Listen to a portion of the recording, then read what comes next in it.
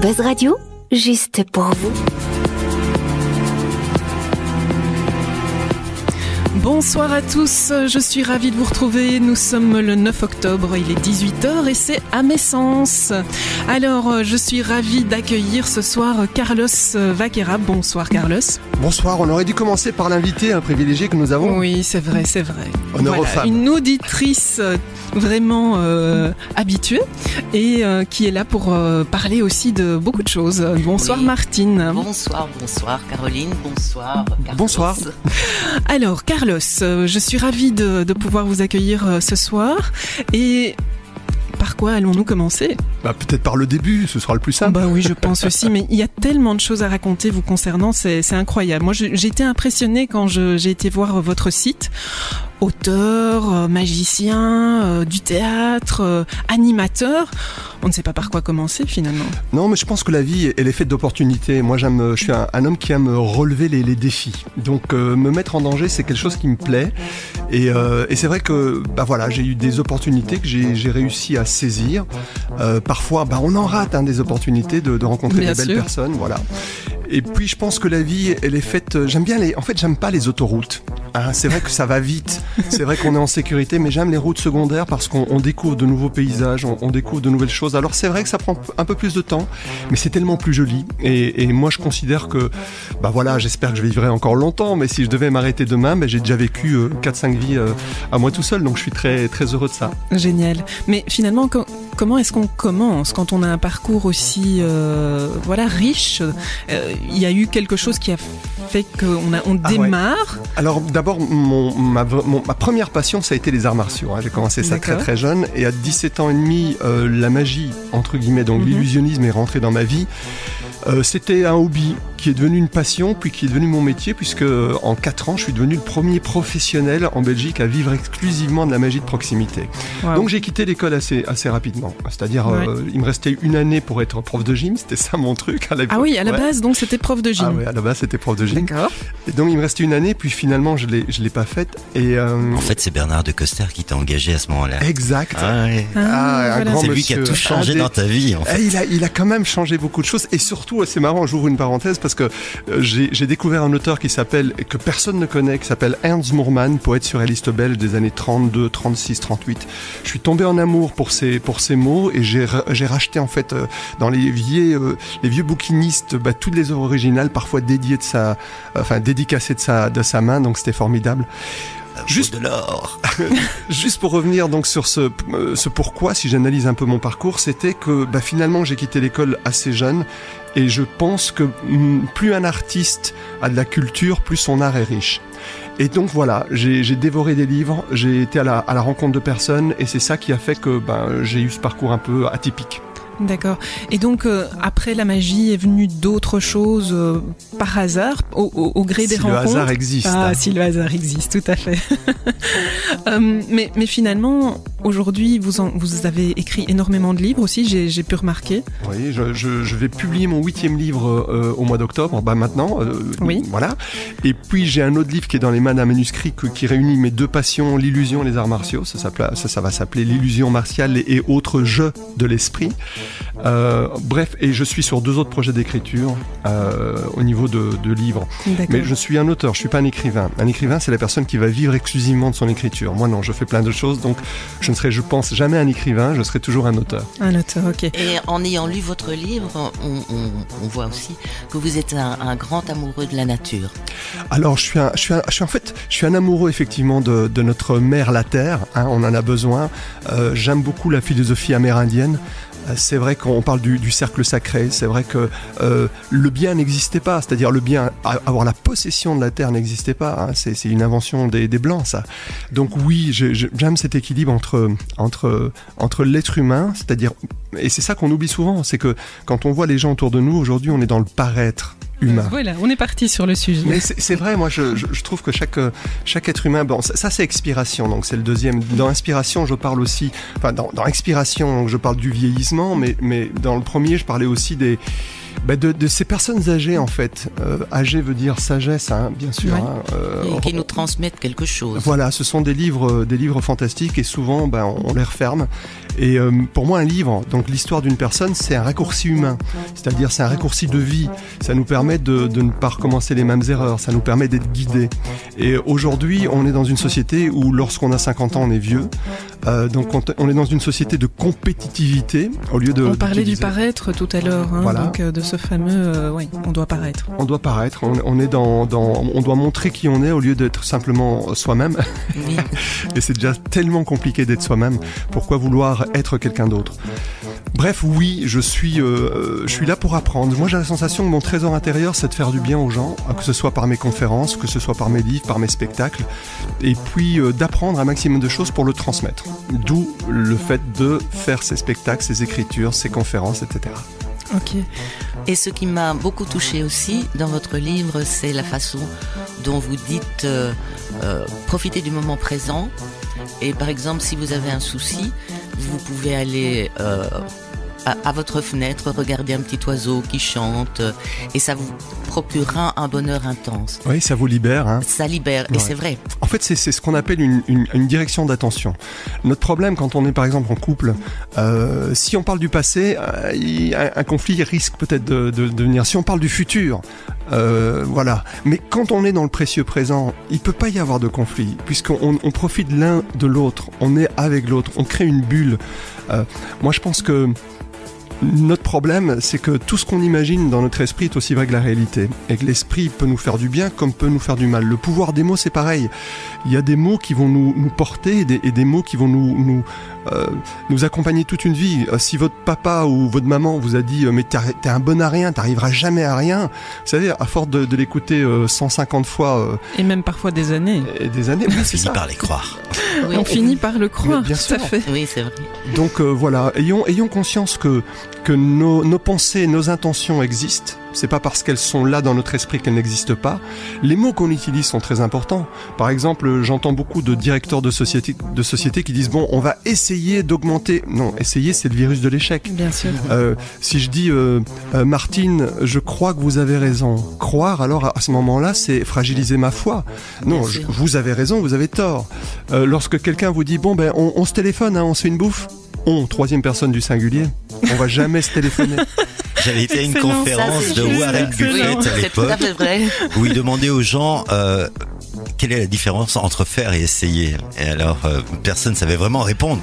Et il a demandé à toute l'assemblée, donc il y avait environ 480 personnes qui travaillaient pour cette société, mettez-vous debout sur votre chaise. Donc tout le monde s'est levé, tout le monde est monté sur sa chaise et tout le monde a attendu ce qu'il allait demander. Et là, il a dit, essayez de descendre maintenant. Et tout le monde est resté debout sur la chaise. Bah, il savait pas ce que ça voulait dire, Oui, c'est ça. essayer Ah, de bah oui, descendre. bien sûr. Ça veut dire quoi? Que je dois descendre ou qu'est-ce que je dois faire? Et en fait, essayer, ça veut rien dire. Non, mais Bah, c'est- c'est un bel exemple, hein. Oui. Pratique en plus. on arrête de s'appeler, de se faire des bouffes. Mais par contre, pour l'instant, on va se faire un petit morceau de musique, je pense. Et on revient tout de suite. Buzz Radio, juste pour vous.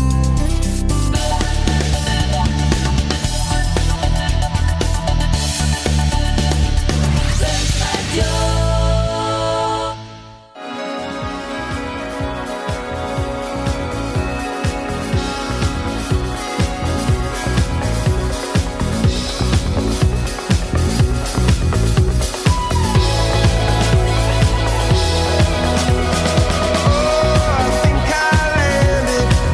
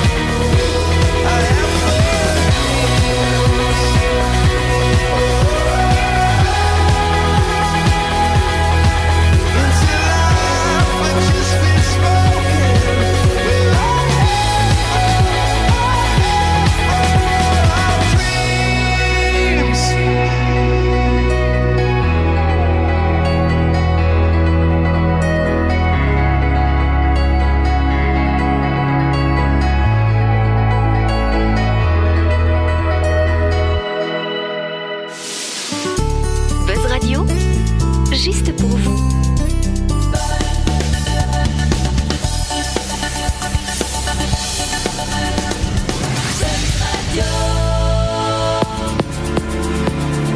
Nous sommes sur Âme et Sens et nous sommes toujours le 9 octobre avec Carlos Vaquera et Martine.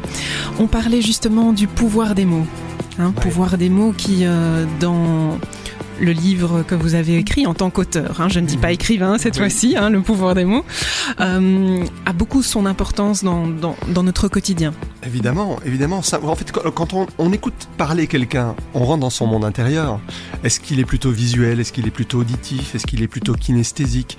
Donc les mots qu'on va transmettre aux autres ou les mots qu'on va utiliser pour nous-mêmes peuvent nous faire du bien ou nous faire du mal. Je vais donner un exemple très simple. Il y a un enfant, on va dire qui a 3 ans, qui est sur une chaise.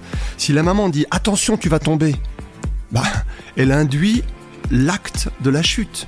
Si au contraire, elle dit reste en équilibre. Bravo. Bravo, reste en équilibre. Reste en équilibre, oui. En revanche, ne jamais utiliser la négation. Ne tombe pas. Non, parce que l'esprit n'accepte pas la négation. Si je vous dis ne pensez pas au 8 de cœur. Eh bien, je vais penser au 8 de cœur. Bien Youpi. Donc voilà. Donc ne dites pas ne bouge plus. Non, parce que là il va bouger. D'accord. Donc effectivement, les mots sont importants. Je donne un autre exemple, quelqu'un qui est très très énervé, s'il dit « Oh, t'énerve pas !» De nouveau, négation, et il va s'énerver encore plus. Mais si on dit « Calme-toi, tout va bien, calme-toi », ce sera mieux. Ouais. Donc oui, le pouvoir des mots est très important. Finalement, je trouve que c'est important ce que vous dites ici, mais on vit constamment dans la peur. Alors moi j'aime la peur. Je dis toujours dans l'inspiration, je disais derrière chaque peur se cache un désir. J'ai peur de te perdre parce que j'ai le désir de faire ma vie avec toi, en imaginant que je parle à mon amoureuse. Donc derrière chaque peur se cache un désir. Moi j'aime aller au-delà de mes peurs pour apprendre quelque chose de plus par rapport à mon monde intérieur, par rapport à mes vies. Alors bien sûr, je suis pas là pour faire des choses un peu folles et risquer ma vie. Bien sûr, maintenant je vois une agression en face de moi et j'ai des gens que j'aime qui sont en face de moi, je vais risquer ma vie donc je vais aller au-delà de ma peur. La peur, elle est humaine, mais la peur, c'est quoi? Il y a 3 fonctions de la peur. Soit on est paralysé. J'ai une amie qui s'est fait agresser chez elle par un homme cagoulé. Elle a dit « Je n'ai même pas pu crier. Il n'y avait aucun son qui sortait. » c'est la peur. La peur primale. Il y a la peur reptilienne, on va dire. Ouais. Alors la peur reptilienne, il y a encore 2 autres peurs. C'est soit je pars, la fuite, c'est la majorité d'entre nous. Et puis c'est le combat. Ce sont ceux qui peuvent mieux gérer, on va dire, leur stress. Mais quoi qu'il en soit, la peur, c'est quoi? C'est quand on est sur scène, quand on va prendre la parole en public, c'est une des premières peurs de l'être humain avant la peur de la mort, de parler en public, ce que vous faites là, toutes et tous aujourd'hui. C'est quoi? C'est la préparation en fait du corps à vivre quelque chose d'extraordinaire. Donc c'est bien d'avoir peur. Faut pas renier ces peurs, mais il faut les combattre. Faut pas se laisser envahir par nos propres peurs. Parce qu'elles ont certainement quelque chose à nous apprendre finalement, ces peurs. Exact. Oui. Maintenant, est-ce qu'il y a parfois des peurs qui sont un peu plus subtiles, un peu plus... Je crois qu'il y a des peurs qui sont ancrées en nous. Je vais prendre la majorité d'entre nous, on a peur de l'araignée par exemple. Oh oui, moi. Oui. Martine, je pense qu'elle a peur de l'araignée. Voilà. Pas d'arachnophobie, non, aucune. Voilà, on a tous peur de l'araignée. Moi, les araignées, ça me fait... il y a quelque chose de... Il y a quelque chose, je sais pas, je peux pas expliquer d'alchimique. Mais je les tue pas. Moi, je vois une araignée, je prends un verre, je la mets sous le verre, je prends un morceau de papier pour l'empêcher de partir, et puis je la libère parce qu'elles nous font du bien. Ah, mais ça, c'est ton côté bouddhiste. Voilà, j'avais un ami bouddhiste, il y avait une araignée dans ma chambre et je lui ai demandé tu l'as? Et il m'a dit non. Il a dit parce que chaque être vivant a droit à un futur. Et j'ai trouvé ça tellement beau. Et du coup, il a pris son petit bocal et il est allé porter Moi, quand je vous écoute, je me demande pourquoi nous n'avons pas des dirigeants qui ont les mêmes pensées, les mêmes idées. Le monde serait vachement mieux quand même. Il faudrait qu'ils nous écoutent un peu plus souvent. Aussi, oui. Allez-y, branchez-vous sur Buzz Radio. Oui, et c'est pour ça qu'il y a des émissions comme Âme et Sens qui existent. Si on se recentrait sur autre chose, le mentalisme. Alors le mentalisme, il y a deux types de mentalisme, attention. Il y a le mentalisme de spectacle, ce que je fais assez fréquemment. Et là, on va dire qu'on utilise 80% d'illusionnisme, c'est-à-dire de technique. Et puis il y aura. On est dans la magie là ou... On est dans l'illusionnisme. Ouais. Pour moi, la magie, il y a deux types de magie. On va dire il y a la magie noire qui se veut envoûtante, la magie blanche qui se veut récréative. Mais je crois à la véritable magie. Alors que je suis un créateur d'illusions, je crois aux êtres de pouvoir. J'en ai fréquenté, j'en ai rencontré. Donc j'ai aucun doute là-dessus. Dans mon troisième seul en scène qui s'appelle L'Apprentissage, qui est exclusivement un spectacle de mentalisme, avec des contes, parce que j'aime bien transmettre mettre des petites germes de vérité dans l'esprit des gens. La première chose que je dis, c'est la plupart des gens disent qu'il faut le voir pour le croire, et moi je suis persuadé qu'il faut le croire pour le voir. Donc à partir du moment où on ouvre nos portes, tout est possible. Si on décide de fermer des portes, tant pis pour ceux qui décident de le faire. Les esprits rationnels, à mon avis, ne doivent pas être très très heureux parce qu'ils s'empêchent de vivre d'autres réalités, ce qu'on appelle la réalité non ordinaire. Et il y a des choses très troublantes. C'est-à-dire, on vit dans un monde multidimensionnel ? Oui, je pense qu'il y a différentes... je vais prendre l'exemple très simple de l'ultrason. Les chiens entendent des sons que nous n'entendons pas. Oui. Je vais prendre l'exemple des chats, parce que je suis très chat. Je vois souvent mes chats regarder là, quelque part. Oui, on ne sait pas quoi. Et on ne sait pas quoi. Et moi, je regarde, je vois rien. Eux voient quelque chose que nous ne voyons pas. Donc, il y a des tas de réalités, en fait, qui nous échappent parce que nous sommes limités. Humains. Nous sommes humains, mais non, je pense que nous avons en nous des capacités illimitées. Seulement, comme on n'y croit pas, on nous empêche. On les développe pas. Oui. On a 5 sens, mais c'est vrai que moi, dans mon spectacle, j'utilise ces 5 sens dans un format, on va dire, qui est assez élevé, qui fait qu'on a l'illusion que j'ai un 6e sens. Mais en fait, pas du tout. Je ne suis pas un être le seul pouvoir que j'ai, c'est peut-être de faire rire ou sourire ou réfléchir les gens, mais voilà, c'est tout, ça s'arrête là. Par contre, oui, il y a des gens qui ont des dons de médiumnité, des gens, des alchimistes qui ont la capacité de pouvoir découvrir d'autres mondes, comme les chamans, qui sont les premiers sorciers, les premiers magiciens dans n'importe quelle civilisation primitive. Est-ce qu'il n'y a pas une influence de la personne par rapport à toutes ces personnes qui sont en relation peut-être avec un autre monde, la médiumnité, tout ça? Je comprends pas trop la question. Oui, pardon. En fait, je trouve que ces personnes peuvent être influencées par leur propre personne quand elles interprètent certaines choses. Oui, mais il y a des choses étonnantes. Je vais vous donner un exemple. Donc j'ai une amie, Sandrine, elle va voir une médium, pas très loin d'ici, ce qui s'appelle Sophia, pour la citer. Elle lui montre une photo de sa sœur d'il y a 3 ans. Elle lui dit, elle a eu 4 fausses couches. Exact. Elle est enceinte. Exact, mais il y a 3 ans la photo, et c'est pas naturel. Personne ne le savait, sauf Sandrine et sa sœur. Ouais. Très étonnant. Elle montre une photo de son père qu'elle n'a plus vu depuis 10 ans. Elle dit, il faut le voir, il va pas bien du tout. Elle téléphone à son père avait un cancer des testicules. Ouais. Donc, comment est-ce que être aussi précis sur des choses qu'on ne peut pas percevoir, nous, personnellement? Alors, certains médiums vont dire qu'ils entendent des voix, d'autres qu'ils voient des choses. Je pense que nous avons ces capacités en nous, mais nous ne les développons pas. Par peur aussi, peut-être? Peut-être par peur. Oui, ou par non-croyance. Oui, certainement. Voilà. Alors, on était en train de parler d'énormément de choses. On a parlé mentalisme, on a parlé du dernier livre que vous avez écrit, Expiration. On a parlé de quoi d'autre ? Du précieux présent, on a parlé de choses. De la nature. Exactement, voilà. La nature, l'arbre à soucis, plein de choses. On peut parler des différentes réalités. Juste, voilà. C'est un petit conte zen très simple. Hein. C'est un moine zen qui est avec 3 de ses disciples dans son jardin, et le moine, il est végétalien, donc il respecte la vie. La seule chose qu'il veut bien manger, c'est ses laitues. Et sur une de ces laitues, il y a un insecte. Qui est en train de manger cette laitue. Et un de ses disciples voit l'insecte et l'écrase.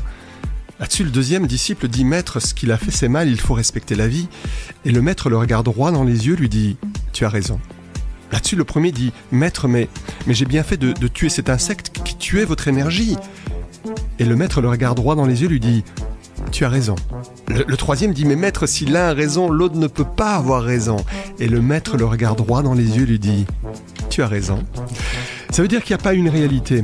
Moi, je me suis beaucoup intéressé au pouvoir de l'esprit et j'ai adoré Milton Erickson, qui était le plus grand hypnothérapeute au monde. Et la première chose que Milton Erickson disait, c'était accepter la réalité de l'autre. Je vous donne un exemple précis qui vient de ces conférences. Il y avait un type qui, pendant 3 ans, était enfermé dans une sorte de cellule psychiatrique. Et tout ce qu'il faisait, c'était longer les murs avec ses mains, sans parler avec personne. Et les plus grands psychiatres sont venus le voir en disant « Mais monsieur », et il continuait. Eh bien, Milton Erickson, quand il est venu, il a fait la pareille que lui, pendant 1 jour, puis 2 jours. Il a tourné autour des murs. Ouais. En même chose, derrière lui, pendant 3 jours. Et au 3e jour, le mec lui a dit « Mais qu'est-ce que vous faites ?» C'est génial, c'est vrai. Et je donne un autre exemple de Milton Erickson qui était assez exceptionnel. C'était un homme dont on parle des années 25, 30. Un homme avait une belle carrière. Il construisait des immeubles. Et à un moment donné, il a eu la phobie en fait de sortir de chez lui en se disant mais mes immeubles peuvent tomber. Et tous les grands psychiatres disaient mais non, ça peut pas tomber un immeuble. C'est construit pour durer. Milton Erickson a dit vous avez raison. Enfin quelqu'un qui m'a compris. Il a dit, mais si un immeuble tombe, vos immeubles ils font quel mètre de hauteur ? 6 mètres, 8 mètres ? Ça veut dire que vous pouvez marcher à 10 mètres et il n'y a pas de problème. Il a commencé à marcher effectivement à 10 mètres. Et là, une voiture est arrivée et... Non, Ensuite, il a dit, mais si un immeuble tombe, ça fait du bruit. Oui, ça veut dire que le temps que vous entendez le bruit, vous pouvez encore vous déplacer. Donc vous pouvez marcher peut-être à 3-4 mètres de l'immeuble. Ah oui, et petit à petit, il a guéri. Mais tout ça pour vous dire que lorsqu'on a quelqu'un en face de nous qui a une dépression, par exemple, il faut lui dire, oui, je comprends, tu as raison. Il ne faut jamais lui dire, mais non, ça c'est une phobie, c'est une illusion de ton esprit. Ouais. Il faut accepter les réalités de l'autre. Comprendre la réalité de l'autre. Et ensuite, peut-être lui montrer un autre chemin. C'est ce que je disais toujours au début, lorsqu'on était hors antenne, que je disais, la meilleure manière de poser une question, c'est déjà de connaître la réponse, parce que ça nous permettrait de découvrir une autre réponse et éliminer un nouveau chemin. Donc voilà. Carlos, on vous écouterait pendant des heures, en fait. Ah bon, on va faire une émission. Je suis tout à fait d'accord. Non, mais moi je suis là, j'écoute et j'absorbe, je trouve ça génial. Merci. Alors, petit concours à mes sens, on a... Oui, youpi! On a un exemplaire d'expiration à vous offrir qui sera dédicacé par Carlos. On va mettre la photo du bouquin sur notre page à mes sens. Vous likez la page, vous partagez. Non, pour ceux qui ne parlent pas anglais, vous aimez la page. Hein. Oui. Oui, excusez-moi. Non, mais je suis perdue maintenant, je ne sais plus ce que je devais dire. C'est vrai qu'on parle de backstage, on devrait dire coulisses, on parle de poster, on devrait dire affiche. Voilà, c'est vrai. Donc, on fera le tirage au sort dans 15 jours. Le bouquin, il est là, il est génial. Et en tout cas, merci Carlos d'être venu, d'avoir accepté mon invitation. Ça me fait vraiment beaucoup, beaucoup plaisir. Et merci à Martine de m'avoir accompagnée et de nous avoir accompagnés pendant l'émission. Merci à Bubu, comme d'habitude, pour la technique et tout. Et ses commentaires. Hein, et ses commentaires et sa présence. C'est important. Merci à tout le monde. Merci à vous. En tout cas, on est très heureux de vous avoir sur les ondes de Buzz Radio. C'est une émission importante, à mes sens, à ne pas manquer. C'est tous les lundis soirs. Oui, c'est vrai. Lundi soir de 18 à 19. On vous embrasse.